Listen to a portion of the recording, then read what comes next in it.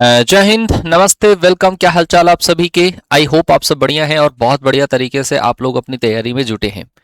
अभी जो जिक्र है वो है एयरफोर्स 01 2027 की जो नई भर्ती आनी है उसका।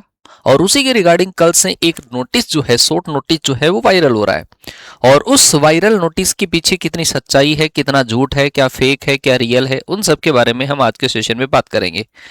तो एक बार इस वीडियो को आप कंप्लीट वॉच करिएगा और फिर आपका जो ओपिनियन है वो भी आप बताने की कोशिश करना। इस वीडियो के लास्ट में आप एक कमेंट जरूर करना कि क्या आपको क्या लगता है कि ये जो आपका वायरल हो रहा है, शॉर्ट नोटिस जो वायरल हो रहा है, ये नोटिस क्या वास्तव में सच है। हम फैक्ट्स के बारे में बात करेंगे और सब कुछ बिल्कुल ऑथेंटिक इन्फॉर्मेशन के बारे में इस वीडियो में आज के सेशन में बात करेंगे। तो अभी वास्तव में आप सभी को इंतजार है, जो बच्चे प्रिपरेशन कर रहे हैं एयरफोर्स इनटेक 01 2027। पिछले कुछ दिनों से बच्चे मतलब लगे हुए हैं लगातार, लेकिन कुछ बच्चे एक्टिव होते हैं जब नोटिफिकेशन आता है तब।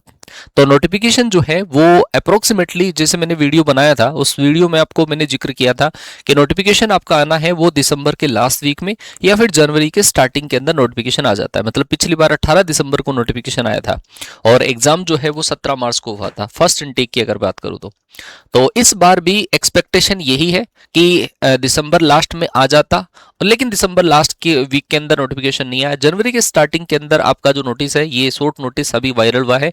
ऑफिशियल नोटिफिकेशन जो है वो अभी नहीं आया है ना।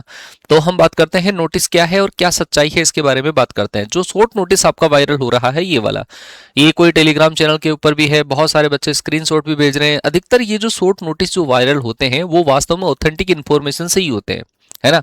मतलब अभी जैसे जनवरी के स्टार्टिंग के अंदर वैकेंसी आएगी, जनवरी के आपको ये भी बोला गया था कि अप्रोक्सीमेटली जनवरी में ही फॉर्म भरा जाना है, तो उसके अकॉर्डिंग ये जो नोटिस है वो बिल्कुल सही है।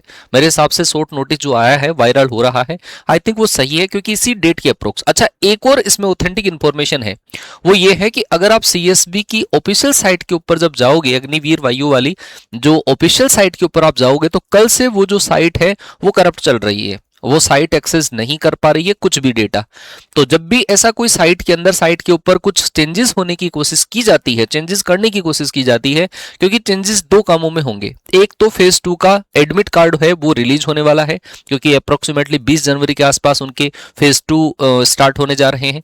और एक आपका जो इस वैकेंसी का जो नोटिस है वो भी आना है।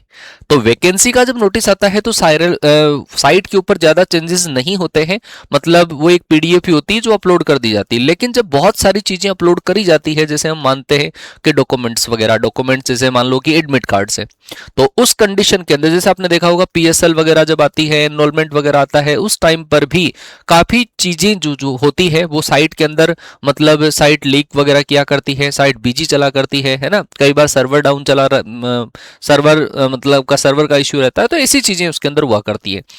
पूरी रात से हम देख रहे हैं, कल शाम से देख रहे हैं, और कल आई थिंक दोपहर बाद से ही साइट बिल्कुल करप्ट से चल रही है, साइट एक्सेस नहीं कर पा रही है, किसी को भी एक्सेस नहीं कर पा रही है। और फिर उसी दौरान शाम के टाइम पर बच्चों ने मैसेज करना स्टार्ट किया कि सर ये वायरल नोटिस है। तो मैंने पहले देखा कि हाँ साइट ओपन हो जाए और ऑफिशियल नोटिफिकेशन ही मिल जाए बच्चों को, तो ऑथेंटिक इन्फॉर्मेशन बिल्कुल ऑथेंटिक ऑफिशियल साइट के ऊपर ही आपको मिल पाती है, तो वो इन्फॉर्मेशन ही दे दी जाए।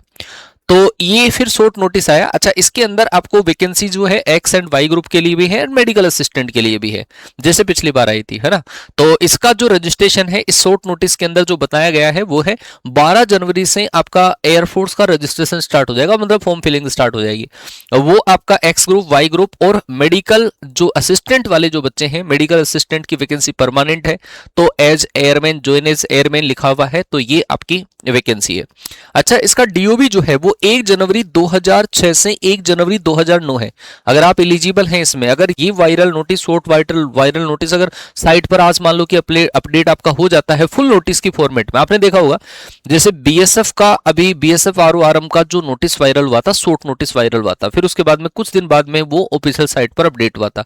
अच्छा, ऐसा नहीं है कि ये पहली बार हो रहा है। हाँ, ये जरूर है कि इस टाइप का जो पिक्चर टाइप में जो शॉर्ट नोटिस वायरल होते हैं वो इसी बार हमने देखने को मिले हैं। पिछले 5-6 सालों से हम सारी चीजों को एनालाइज कर रहे हैं, तो पूरा नोटिस जो है, पूरा नोटिस वो तो पहले ही आ जाता है, जबकि शॉर्ट नोटिस पहली बार आया है।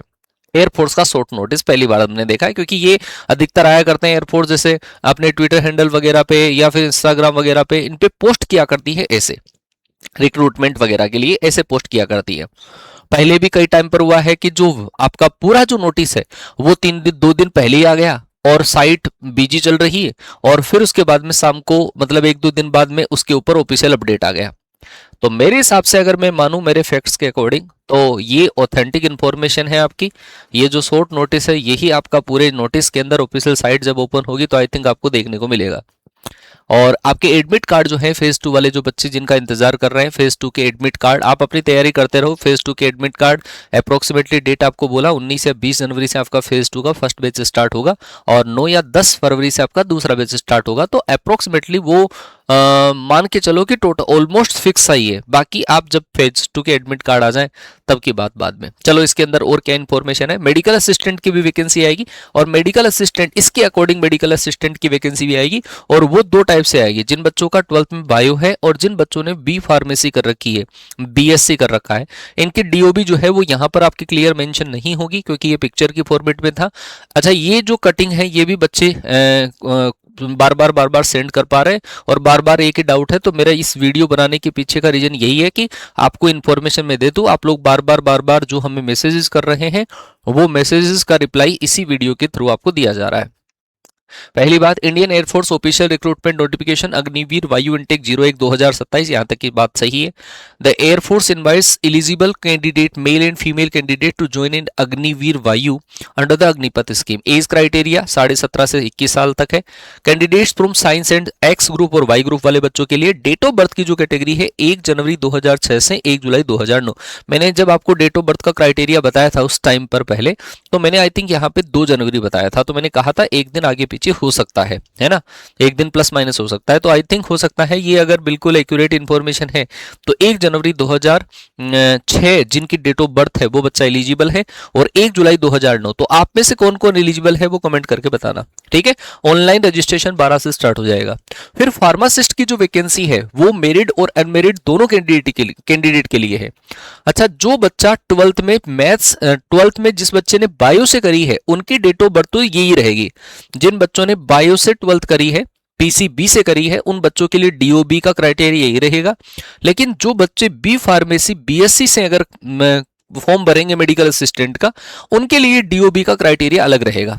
1 जनवरी मेरिड कैंडिडेट 1 जनवरी 2003 है, अनमेरिड कैंडिडेट 1 जनवरी 2003 से 1 जनवरी 2008 के बीच में, मतलब 2 साल का रिलैक्सेशन, 2-3 साल का रिलैक्सेशन इसके अंदर मिलता है।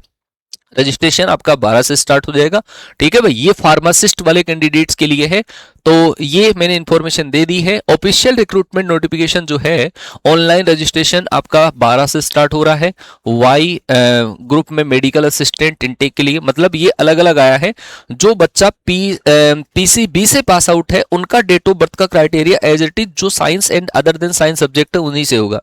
फार्मासिस्ट वाले जो बच्चे हैं जिनका बीएससी है फार्मा से, और वो परमानेंट वैकेंसी है, मेडिकल असिस्टेंट की परमानेंट वैकेंसी है, और ये जिसका ये वाला सब्जेक्ट हुआ करता है, इन बच्चों के लिए तो वाई ग्रुप की हमारी टीम इतनी दमदार है कि ऑल इंडिया में सबसे ज्यादा सिलेक्शन उसने दिए हैं। तो इनके लिए वर्दी 3.0 जो बैच है कैडेट डिफेंस एकेडमी एप्लीकेशन पर अवेलेबल है। डेमो क्लासेस भी आपकी हम स्टार्ट कराएंगे, और इनकी जो प्रिपरेशन है, अगर ये ऑथेंटिक इन्फॉर्मेशन तो बैच ऑलमोस्ट रनिंग में है, लेकिन इसकी इन्फॉर्मेशन आपको और हम प्रोवाइड करवा देंगे जब आपका ऑफिशियल नोटिफिकेशन जारी हो जाएगा। तो आपका क्या विचार है, आप क्या कहते हैं, कमेंट करके जरूर से बताइएगा। जब ऑफिशियल नोटिफिकेशन आएगा तो पूरी टीम के साथ में पूरे नोटिफिकेशन के ऊपर हम चर्चा करेंगे कि क्या क्या बदला हुआ, क्या क्या चीजें ये है। बट ये मान के चलो कि ऑलमोस्ट मेरे हिसाब से डन है काम। बस अब फॉर्मेलिटी थोड़ी सी बाकी है जो आपकी ऑफिशियल साइट के ऊपर आज शाम तक आई थिंक आ जानी चाहिए। आज शाम तक आई थिंक अपडेट हो जाएगा, आपको अपडेट मिल जाएगा, ठीक है भाई।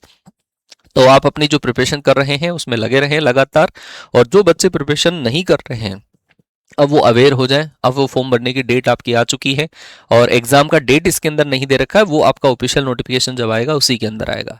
तो मिलते हैं ऐसे ही और अपडेट के साथ में, आपसे मुलाकात होती रहेगी। तब तक के लिए टाटा बाय बाय, जय हिंद, वंदे मातरम।